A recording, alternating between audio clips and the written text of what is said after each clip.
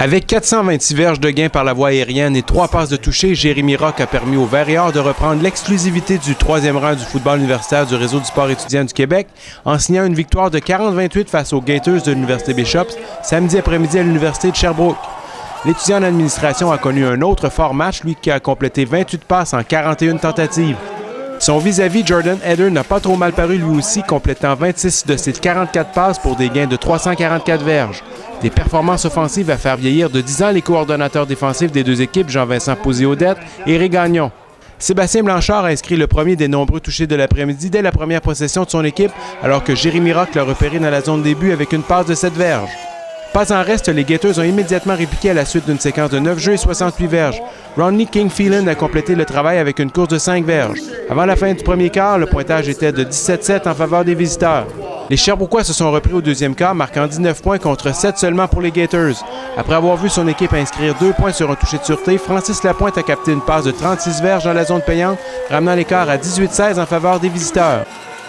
À peine 30 secondes plus tard, Jean-Christophe Gagnon a marqué le deuxième toucher défensif de l'équipe en autant de semaines en ramenant le ballon échappé par Jordan Eder sur 23 verges. William Dion a marqué les 3 autres points du Warrior avant la fin de la première demi, tandis que la réplique venait d'Alexander Fox du côté des Gators. La deuxième moitié de la rencontre a été à l'avantage du Warrior qui s'est créé beaucoup de chances d'atteindre la zone début sans toutefois y parvenir avec régularité. C'est donc le botteur William Dion qui a permis aux Sherbrookois d'augmenter leur avance, lui qui a ajouté 2 autres placements à sa récolte en plus d'un deuxième simple. Sébastien Blanchard a finalement réussi à marquer au 4e quart, lui qui a capté une passe de 20 verges en terre promise. David Adderall, avec un placement de 13 verges, réussi à mi-chemin au dernier quart, a permis aux Mauves d'éviter d'être blanchis lors de la deuxième demi. Il faut se rendre au carrière adverse un petit peu plus, surtout sur notre gazon naturel. En première demi, on a laissé Jordan un peu manœuvrer. Il a été très, très productif. Il a été capable de faire des longs jeux à ses receveurs.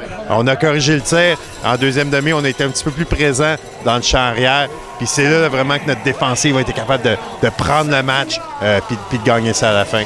Bien, c'est ça le mot d'ordre. Depuis le début de la saison, on a fait face à de l'adversité puis on n'a pas nécessairement bien répondu. Donc aujourd'hui, on s'est dit si jamais ça commence pas bien, si jamais l'autre équipe prend les devants en début de match, peu importe, il faut garder notre tête dans le game, continuer à travailler fort comme on le fait tout le temps. Puis aujourd'hui, ça paye. C'est super le fun, une défensive qui marque des points.